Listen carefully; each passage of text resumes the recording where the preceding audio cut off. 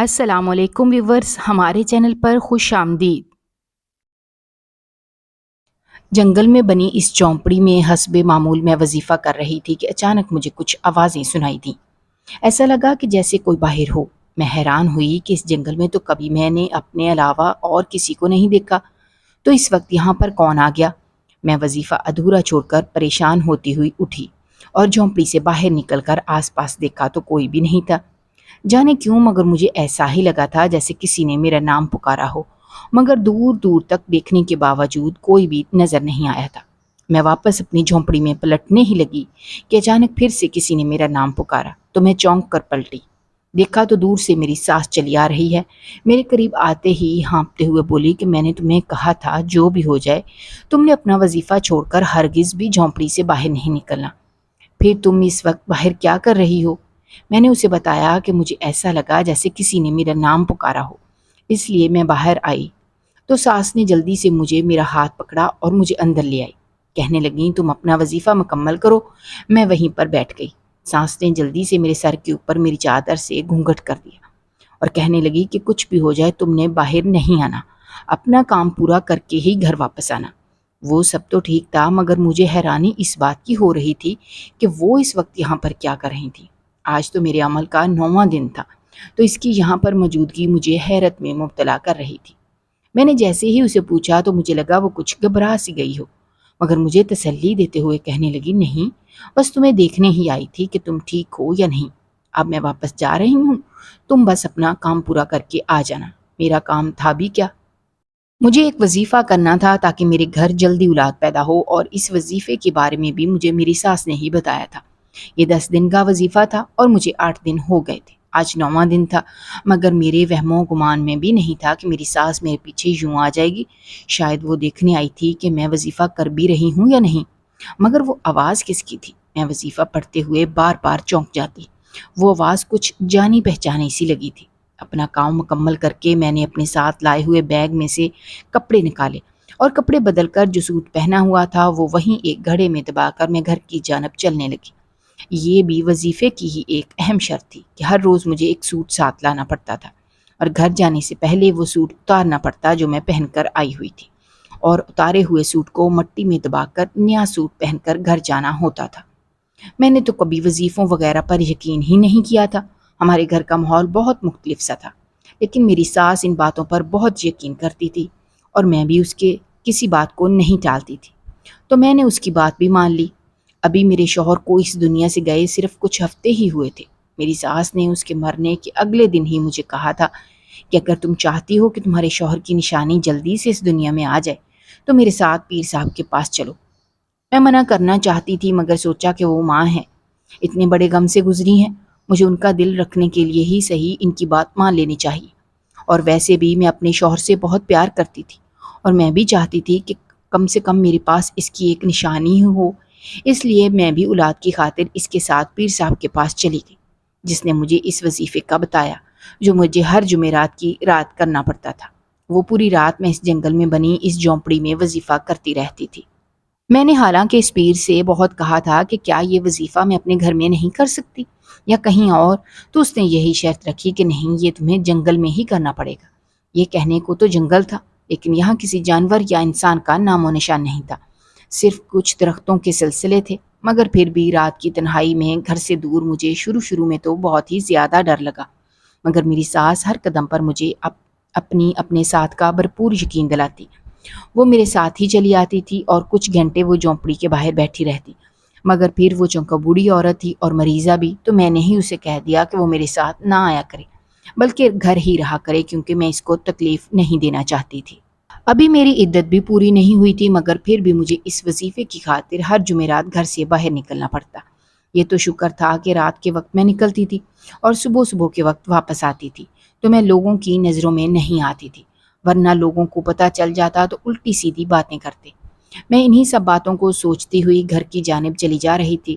جانے کیوں مگر یہ احساس مجھے پوری شدت سے ہو رہا تھا کہ کوئی میرے پیچھے پیچھے ہی آ رہا ہے۔ میں جب بھی گھوم کر پیچھے دیکھتی تو کوئی بھی موجود نہ ہوتا، مگر جیسے ہی چلنا شروع کرتی تو ایسا لگتا کہ وہ پیچھے ہی ہے۔ میں نے سوچا کہ صرف 1 دن کا ہی وظیفہ رہ گیا ہے، اس کے بعد تو نہ مجھے گھر سے نکلنا پڑے گا اور نہ ہی یوں ڈرنا پڑے گا۔ میں تیز تیز قدموں سے چلتی ہوئی اپنے گھر آ گئی تو میری نند پہلے سے ہی میرا انتظار کر رہی تھی۔ مجھے دیکھتے ہی کہنے لگی، بھابھی مجھے آپ سے ایک بہت ضروری بات کرنی ہے، آپ میرے کمرے میں آئیں۔ مجھے حیرانی ہوئی لیکن میں اس کے ساتھ کمرے میں آ گئی تو وہ میرے ہاتھ پکڑ کر کہنے لگی، بھابھی بس آپ نے جتنے وظیفے کرنے تھے کر لیے، اب آپ پلیز آخری وظیفہ کرنے گھر سے باہر مت جائیے گا۔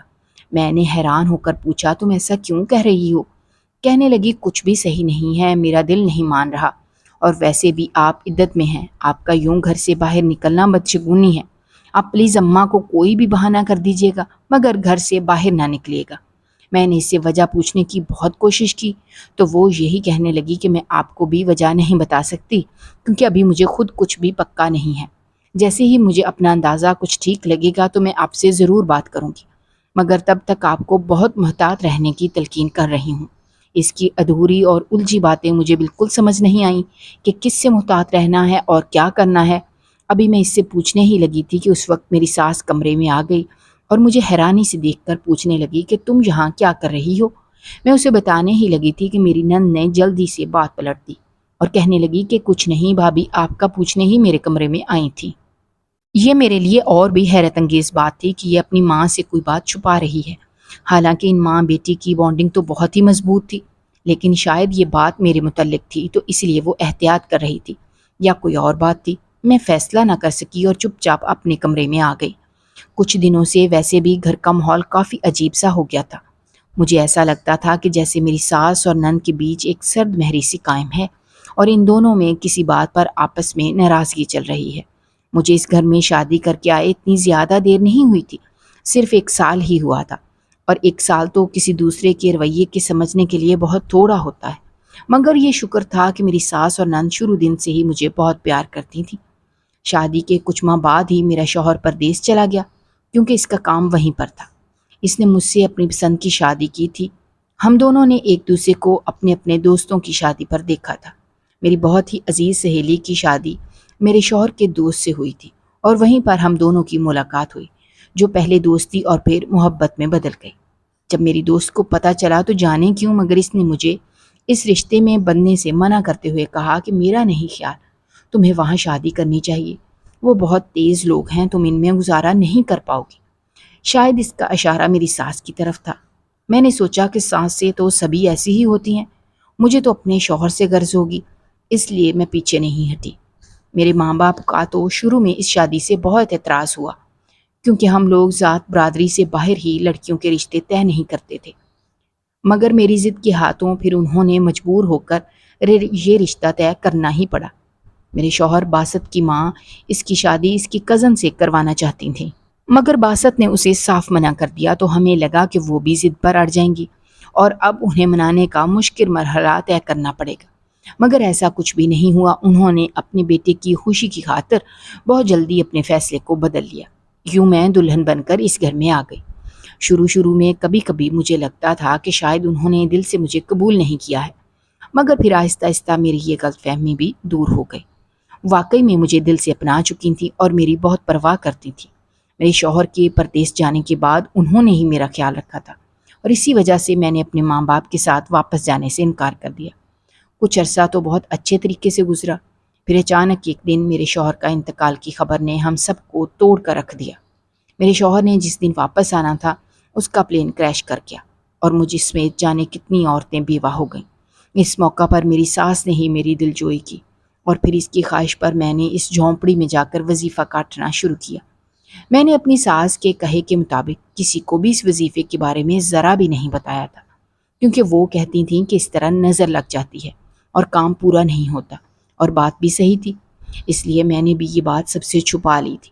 مگر اس سب کے بیچ مجھے اپنی نند کا رویہ بھی بہت ہی عجیب و غریب محسوس ہوا، لیکن میں جب بھی اسے پوچھتی تو وہ ہنس کر ٹال جاتی تھی۔ شاید وہ مجھ سے اپنے دل کی بات ہی کرنا چاہ رہی تھی، مگر عین وقت پر اس کی ماں آ گئی تو ہماری بات ادھوری رہ گئی۔ میں نے سوچا کہ ایک بار جب میں اپنے سارے مسئلے مسائل سے فارغ ہو جاؤں گی تو پھر اس سے پوچھیں گے کہ کیا بات ہے۔ دن گزرتے گئے اور آخری جمعرات بھی آ گئی۔ میری نند ساس کے ڈر سے مجھے اشاروں میں بار بار منع کر رہی تھی کہ میں نہ جاؤں، مگر میں اپنے کیے کرائے پر پانی نہیں پھیرنا چاہتی تھی۔ 9 جمعراتیں میں نے گزار لی تھیں، اور اب آخری جمعرات کے وقت میں انکار کر کے اپنی ساری محنت ضائع نہیں کرنا چاہتی تھی، اس لیے میں گھر سے باہر چلی گئی۔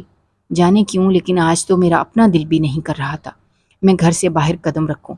مجھے اپنی طبیعت بھی تھوڑی خراب لگ رہی تھی، لیکن وہی بات کہ عمل کا آج آخری دن تھا تو میں اس موقع کو ہرگز بھی ہاتھ سے نکلنے نہیں دینا چاہتی تھی۔ اس لیے جنگل میں بنی اس جھونپڑی کے اندر آ کر وظیفہ کرنے کی نیت کر لی۔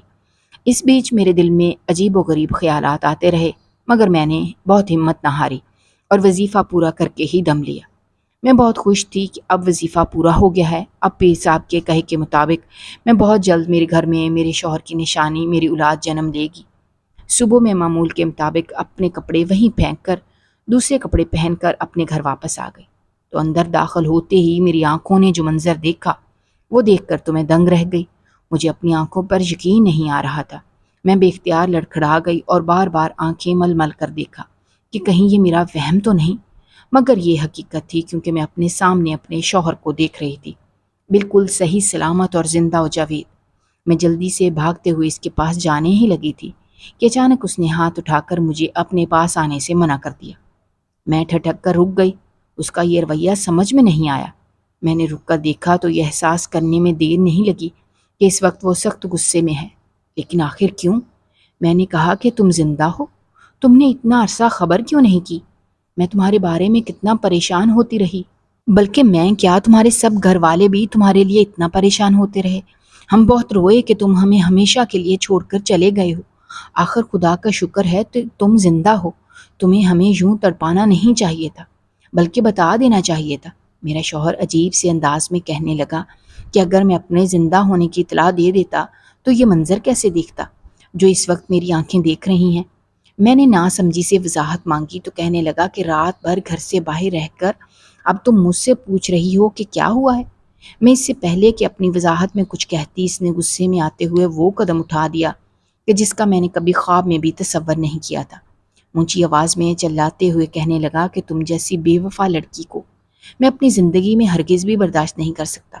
میں تمہیں طلاق دے رہا ہوں۔ یہ دوسرا بڑا دھماکہ تھا جو میری زندگی میں طوفان بن کر آیا۔